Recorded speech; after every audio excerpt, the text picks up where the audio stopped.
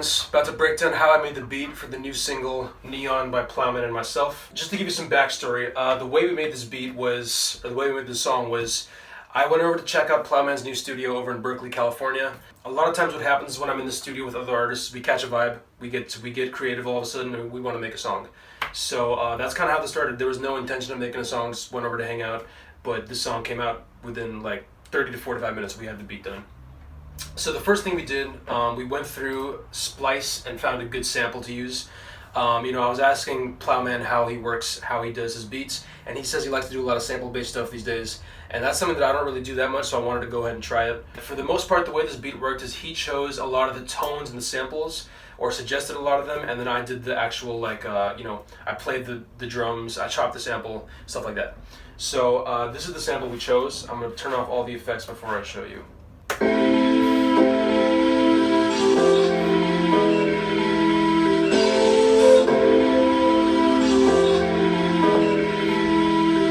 So that's the sample. I don't know if you can hear the chops in there. We kind of chopped it up, played certain things where we want them.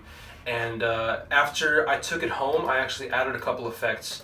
The first thing I did was add this really sick thing called the talk box, which makes it sound almost like a little choral. It has a little vocal element to it. With the plugin, without the plugin. And then another thing I added was a pretty heavy stadium style reverb because I wanted to cover up those chops a little bit, make it sound a little bit more smooth, as if it's one continuous melody being played. With the reverb, without the reverb. It's a little subtle, but it adds a good amount of continuity, sorry. The next thing I always do after I get the melody, the sample, or whatever the mid-range instrument is, I do the drums, just to get the rhythm, just to get the vibes when I start flowing on it. So we had a couple different drum patterns, but this is the main one right here. This is how it goes.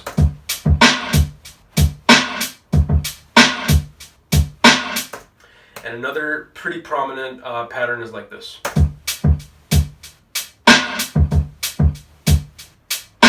And the one thing that was interesting about this this song here, and this drum pattern specifically, is the snare tone actually drove a lot of this shit. So I'm going to show you guys just that snare real quick, and that's kind of what we wanted to base the whole sound around almost.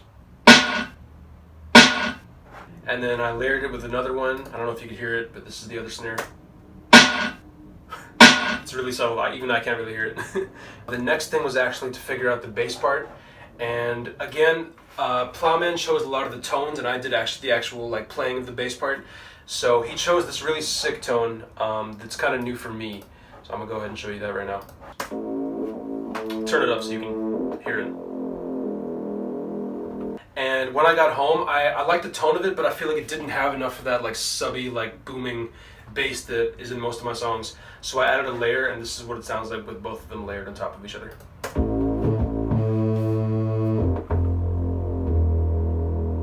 And that's it. The song is available now. This is the final product. Here we go. Check. Yeah.